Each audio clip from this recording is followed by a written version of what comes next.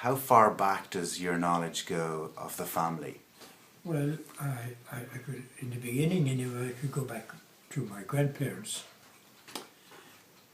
First of all, my grandfather on my mother's side was John Minor, and he was born about 1850 in Timberclan. And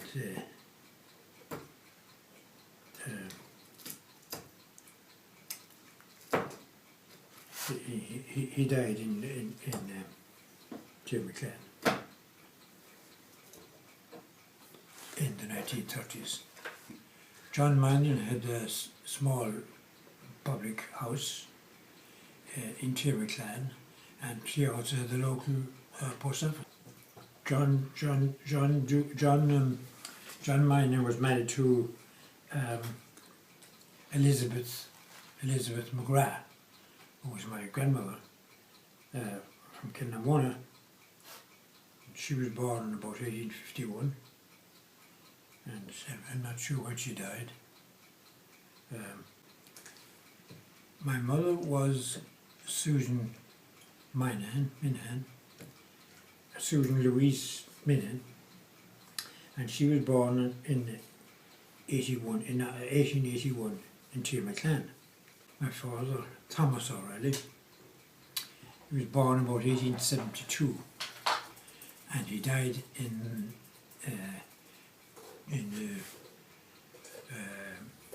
January 1937. I should have mentioned my father Thomas was born in Craigbryan. He did the national school at the time, and they got a good education at the local school, and some of the pupils in that school, I gather, Caharay School, they were trained and became they were able to join the civil service, the British civil service at the time. Wow.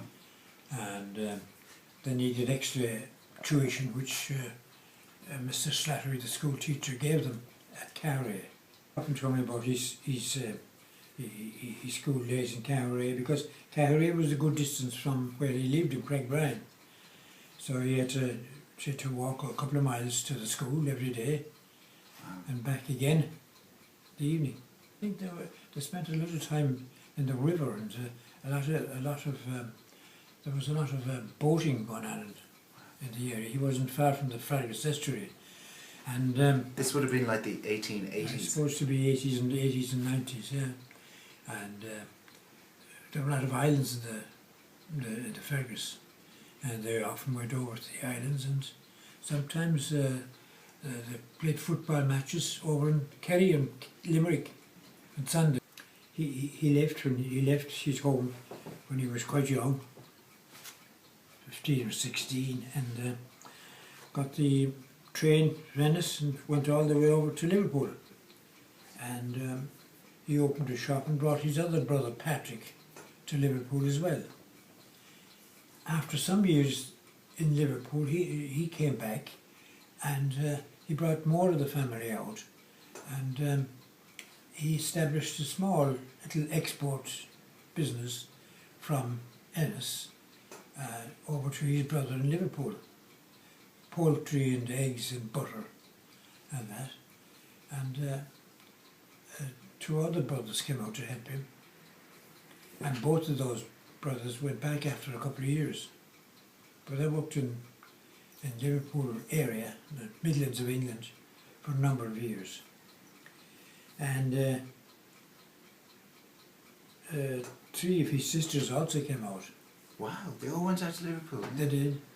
And one sister married an English engineer and spent some time in Russia, and the 1920s and 1920s, and actually she died there in Russia with a young child. God, amazing. And her husband came back after the Russian Revolution with two of the surviving children. And they went to school then in the Bolton area, near Liverpool. And one of them couldn't speak English and they spoke Russian for a while. But in subsequent years he married a French lady. This Atkinson was his name. Atkinson married a French lady after a number of years and was in India doing the same type of work as he was doing in Russia, fitting up a kind of a textile factory, supplying the tooling. And do you remember your father well? What kind of person? I do, yes. What kind of person was he? Oh, he was very even, you know, very easy to be with. We liked our father very much, and we got on well with him at all times. And he was kept very busy, his various business enterprises. So was my mother, very busy in the local shop in Ennis. And what do you know about your mother's side of the family? Well, as I say, I remember my grandfather, and I also remember my uncle Michael. He had a small farm, also in Timaclan, and he got married and raised a family. And another uncle of mine, a sister of my mother, a brother of my mother's, was studying in Cork to be a solicitor. And he studied law for 2 or 3 years but didn't finish. And he came back to Ennis area and did some auctioneering work for a while. Yeah. And he died early in the 1930s, I think. No, it was very busy in the house. It was a very open house because as well as having the pub, you had groceries, and then you had the other enterprises in the other yard, buying poultry and butter and eggs and so on. And there were a lot of people employed there checking the eggs and packing the exports for Liverpool and areas. It was quite a busy place, especially at weekends and Fridays and Saturdays. So was it good fun for a young person to grow up in? It was a busy place for young people. We got plenty of experience, met lots of people. It was like a small hotel in a way. It was a terminus, a bus terminus as well. So in the summertime it was very busy with people passing through and things like that. And people were beginning to invest in motor cars, although the pony and trap was still very plentiful. And lots of farming folk would park their ponies and traps in the yard in the Saturdays, and while they did their business in the town. So we met a lot of those people, and then we had got a lot of people calling in from Timaclan and from Craigbrine, and who would be related already, far-out cousins and that. So we grew up with knowing a lot of cousins and far-out cousins and etc. Well, I had one older brother, Kevin, who died when he was only about 5 or 6, with some infant's disease or something. I don't know. I suppose he was about 2 years older than me. No, I've forgotten him now. But the older people in the house remember him all right, but I don't remember him so well. And then next to me then was my sister Peggy, Margaret, you see, and she was born a year or two after my birthday. And then my brother Jerry was born another year or two before that. Peggy got a job. She did a course in social science, and she got a job afterwards in Cashel, County Tipperary, and Mason married Peter McCluskey in Cashel, and is still living in Cashel. My mother died in December 1935. My father died in January 1937. My mother had cancer. She died, she was only in her 50s. And 50, 52. Diagnosed with it and was treated. I think she was in the Dublin hospital for a while. But she eventually died. And then my father died in, as I mentioned, in January 37. And, but he had a heart attack. It was very tough. It was very tough at the time, you see. And we were looked after then by our older brothers, stepbrothers and sisters. That's by Joseph Maloney, John Maloney, and Mrs. Sissy Reedy née Maloney, and Patrick, who Patrick died in 1946, July 46. My mother just had the shop, and she had to look after the 4 children. That's Joe, John, Patrick, and Sissy Mary Elizabeth. And Mary Elizabeth then got married to Jerry Reedy, and John got married to Eileen O'Halloran. Joseph got married to what's her name? Frances Hassett. Got married to Frances Hassett. And Patrick didn't ever marry and died in 1946, July 1946. I was then at school. I was then at school in Flanny College, and I was transferred from there to Clongowes Wood College in about 1938 or 39. And my brother Jerry was transferred from St. Flanny's College to Newbridge Dominican College. It was nice. It wasn't as hard as Flannan's. It was more relaxed, I think. what was Flannan's like? Well, it was tough, you know, tough going. It was got a good training there, all right, but it was tough going. I spent a year there as a boarder, and I was an Pupil. LA pupil as well. And Jerry was also a boarder there for a year before he went to Newbridge. Peggy then went to school in Dominican Convent Dunleary for a year or 2, and then she transferred to the Ursuline Convent in Thurles, where her stepsister Sissy Reedy was living.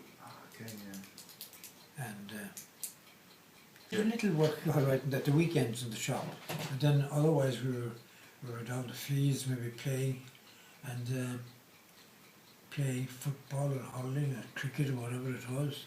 And we did a lot of swimming then in later years. Yeah. Jerry and myself would swim at the local Fergus at the turret, Cusick Road. We did a lot of swimming there during the summer months. We were all sitting out taking the sun and going swimming and generally jumping around like you would at that age. Girls and fights and the... Yes, all that. I was talking about the various things and that, diving and everything. So there weren't as many cars around that time, so we didn't go travelling much except it was arranged beforehand. Go to the various swimming regattas around the country. So to Key and Lahinch, Doolin especially for the swimming, and so on. Well, there were so many adventures there I couldn't pick one over the other. It was all adventures when you were when they were young like that. But I helped out in the business in the shop, and that kind of thing, had to deliver shopping to various people, especially Christmas time. And then when Johnny opened his business in O'Connell Street, I used to help out there at the weekends, always delivering the goods to the various customers. And, then we were helped by our cousins, the O'Driscolls, Tommy O'Driscoll and Frank O'Driscoll. They were originally from Cork, and their father had been in the RSC, and he died young, and his mother was, she brought the children and herself to Ennis, and herself and her sister to Ennis, and she used to visit us regularly and also help my mother out. And there was also a number of cousins helping my mother in the shop, so there was no shortage of help at any time. Yeah. And they were from all over, like, you know, returned Americans and Australians, some from Australia, and of course then from England as well. But there wasn't so much immigration to England until after the war, you see. And during the wartime, there were a lot of young people went to England, just as they thought for a short while, but some of them stayed and got married in England. But most of the country outside of Ennis, most of the immigration was through America. Did you ever consider it yourself, emigrating? Well, I often considered leaving Ennis, all right. I hadn't decided where to immigrate to. No. I didn't get going. I wasn't too strong myself when I was young. But I got stronger as the years went by, I think. Yeah. So it was, I'm a bit surprised to say that I'm still alive. Yeah.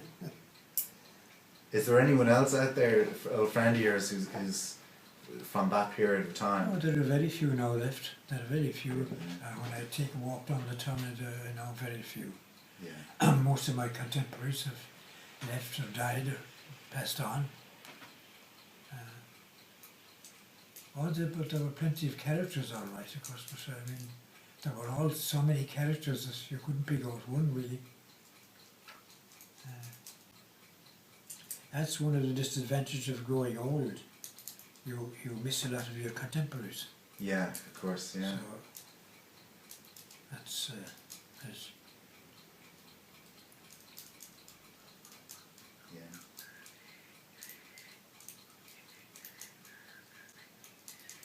I think looking back over our family now, a lot of them lived to be a good age, you know. Really, yeah. And those that lived to be a good age, I think, didn't have many worries. My father was busy all his life and things, and that he was a very busy man. So was my mother. Possibly they would have lived longer if they didn't have so many problems and worries. Yeah. But that's life. Yeah.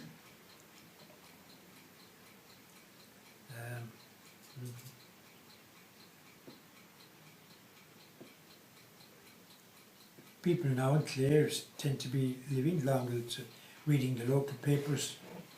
Quite a good few people live to be over 100. Wow. And most of them say it was that they didn't have, that they worked hard and took life as it came. None of them have any great secret.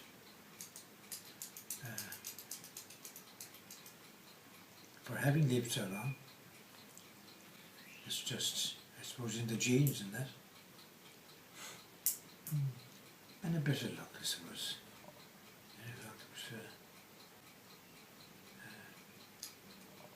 Luck always comes in handy a bit, in any sphere.